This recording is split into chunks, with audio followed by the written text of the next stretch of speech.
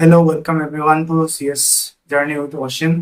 तो आज की इस वीडियो बनाने का मकसद है जो लोग अभी फिलहाल 12th पास किए हैं या फिर कॉमर्स स्टूडेंट हैं, उन लोग सीएस बनने के लिए जो पहला स्टेप है जो सीएससीटी है वो कैसे स्टार्ट करें। क्योंकि मतलब अभी सीएससीटी का पूरा स्ट्रक्चर चेंज हो गया है। पहले तो ऑनलाइन बेस्ड था, एमसीक्यूज बेस्ड था, तो अभी पूरा सब्जेक्टिव कर दिया गया है। तो वो सब एक्सप्लेन करने के लिए ये वीडियो बनाया है, ठीक है। तो देखते हैं हमारा वीडियो में क्या क्या बात करेंगे। तो हमारा वीडियो में बात करेंगे कि रजिस्ट्रेशन कौन कौन कर सकता है, मतलब एलिजिबल कौन कौन है, 12th पास स्टूडेंट, ठीक है।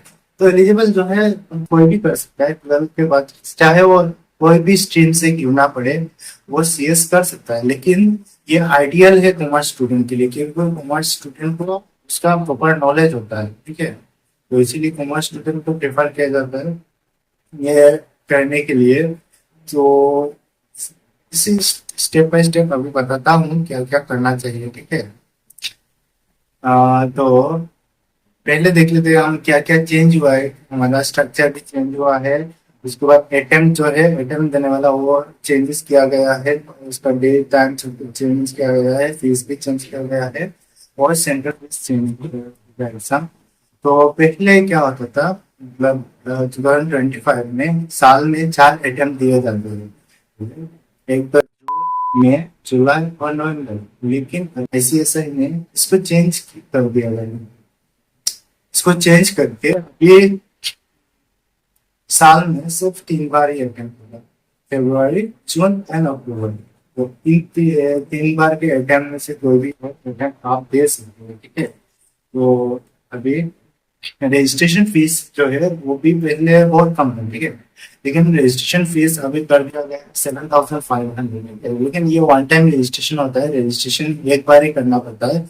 और उसके बाद 3 साल आप मल्टीपल अटेम्प्ट दे सकते हैं, एग्जाम दे सकते हो, लेकिन फीस एक बार ही देना पड़ेगा, ठीक है, रजिस्ट्रेशन में।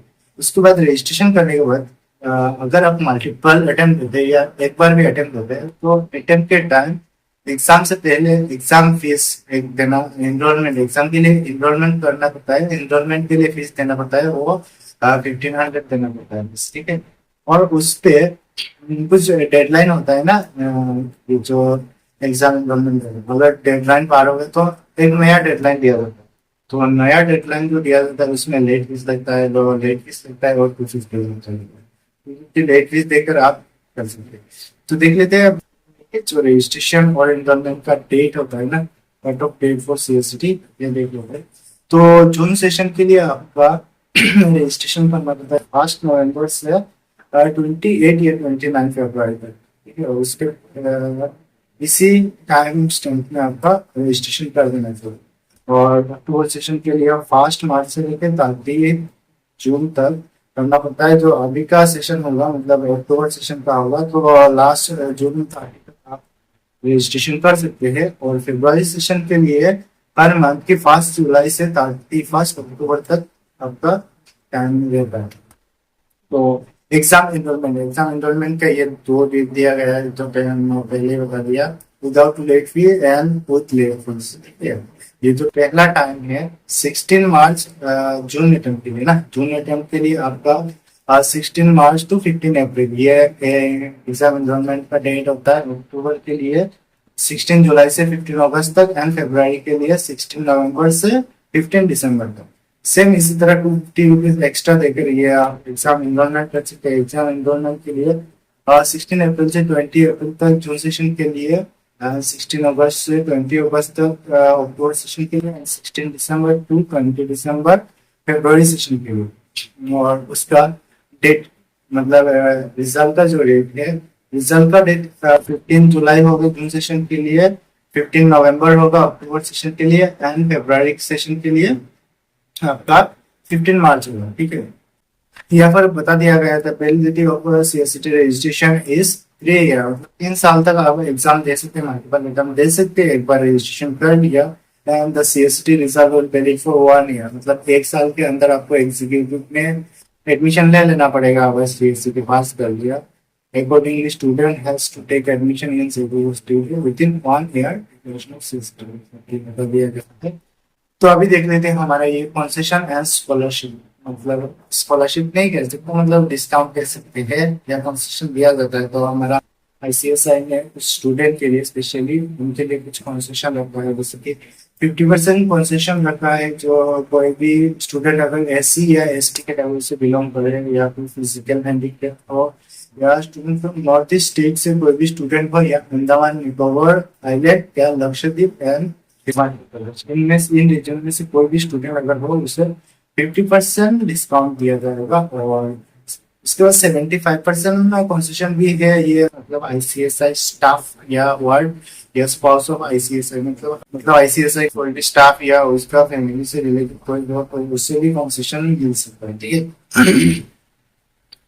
और ये देखिए 100% कंसेशन भी अवेलेबल है कुछ स्टूडेंट के लिए, ठीक है। तो ये जो सब कंसेशन दिया गया है ना, कंसेशन को अप्लाई करने के लिए आपको बस सपोर्टिंग डॉक्यूमेंट होना चाहिए, मतलब इन रीजन में आप रहते हो, या फिर आईसीएसआई का मेंबर हो, स्टाफ हो, या फिर इस रीजन के लिए, या फिर एससी हो या एसटी हो, इसके लिए आपको सपोर्टिंग डॉक्यूमेंट दिखाना दिखाना पड़ेगा वहाँ अप्लाई करने के लिए, कंसेशन लेने के लिए, ठीक है। ये एलिजिबिलिटी क्राइटेरिया, मतलब पेमेंट करने से पहले आपको कंप्लीट कर देना चाहिए। अगर पेमेंट कर दिया तब इसके बाद डिस्काउंट का कोई मतलब नहीं रहता।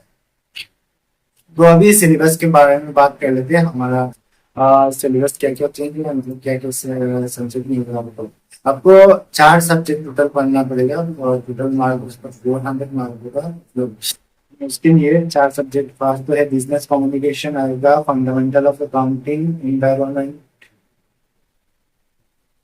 Economy and business environment and business law and management, ठीक है। ये 4 सब्जेक्ट आपको पढ़ना पड़ेगा। और 4 सब्जेक्ट आपको बता देता हूँ, ये जो बिजनेस कम्युनिकेशन है ये 100 मार्क का होगा, 3 घंटे का एग्जाम होगा, ठीक है। ये आपका सब्जेक्टिव पेपर रहेगा, ठीक है। ये बिजनेस कम्युनिकेशन आपका सब्जेक्टिव पेपर रहेगा। और फंडामेंटल ऑफ अकाउंटिंग आपको मिल जाएगा 100 मार्क का, ये भी आपको 3 घंटे का टाइम मिलेगा एग्जाम के लिए, ये भी सब्जेक्टिव होगा। और इकोनॉमिक एंड बिजनेस एनवायरनमेंट, ये भी आपका 100 मार्क का, और 3 घंटे का टाइम दिया जाएगा, या ये भी सब्जेक्टिव होगा। और ये लास्ट आपका बिजनेस लॉ एंड मैनेजमेंट, ये 100 मार्क का होगा, लेकिन ये 2 घंटे का होगा। तो आप सोच रहे हो कि 2 घंटे का करोगे, ठीक है। 2 घंटे का ऐसा होगा कि ये जो सब्जेक्ट है या पेपर है, ये OMR बेस है, मतलब एमसीक्यू बेस है। इसके लिए बस टिक करना है, सही जवाब को बस टिक करना पड़ेगा, इसलिए इसको 2 घंटे का टाइम दिया गया है। और आईसीएसआई ने इसमें एक चीज किया है कि इसमें नेगेटिव मार्किंग आपको नहीं मिलेगा। अगर आपको क्वेश्चन गलत भी हो जाए ना, तो कोई नेगेटिव मार्किंग नहीं मिलेगा, ठीक है। तो एग्रीगेट सब मिलाकर आपको 400 मार्क मिलेगा, एक सब्जेक्ट में 100 मार्क मिलेगा ना।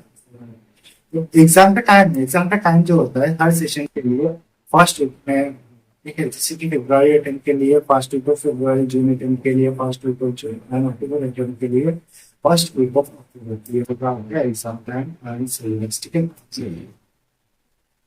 तो एग्जाम का क्या टाइमिंग होगा, ठीक है। टाइम जो है 2:30 से लेकर 5:45 तक होगा। यहाँ पर 3 घंटा दिया गया है, लेकिन यहाँ पर 3 घंटा 15 मिनट एक्स्ट्रा क्यों दिया जा रहा है, ये जो 15 मिनट एक्स्ट्रा दिया जा रहा है, ये रीडिंग आपको क्वेश्चन पेपर पढ़ने के लिए 15 मिनट एक्स्ट्रा दिया जाता है। उसके बाद एग्जाम देंगे, सबमिट कर देंगे, एग्जाम।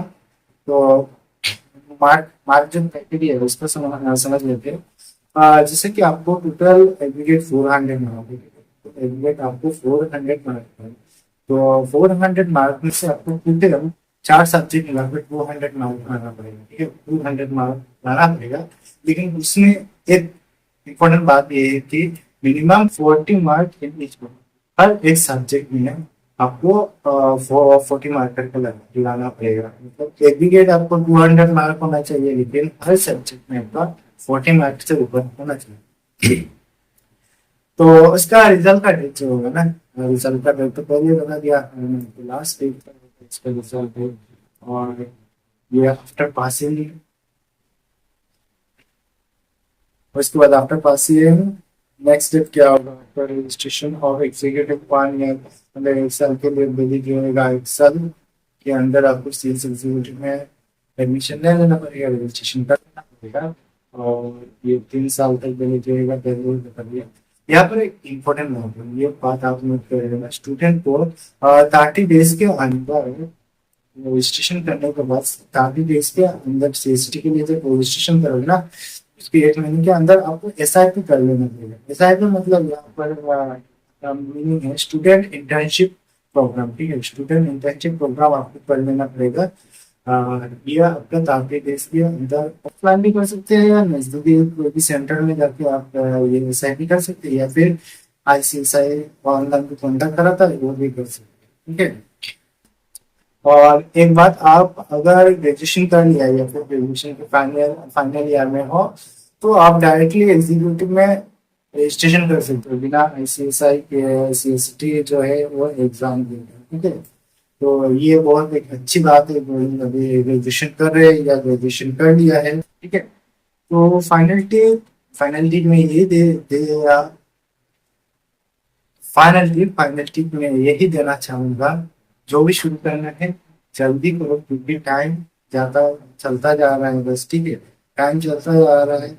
जितना जल्दी आप ये स्टार्ट करोगे, उतना जल्दी खत्म करोगे, उतना जल्दी एक्सपीरियंस बनोगे, और एक्सपीरियंस करने के बाद तो आपको पता है कितना अपॉर्चुनिटी मिलता है, ठीक है। तो बस यही, जितना जल्दी हो सके शुरू कर दो।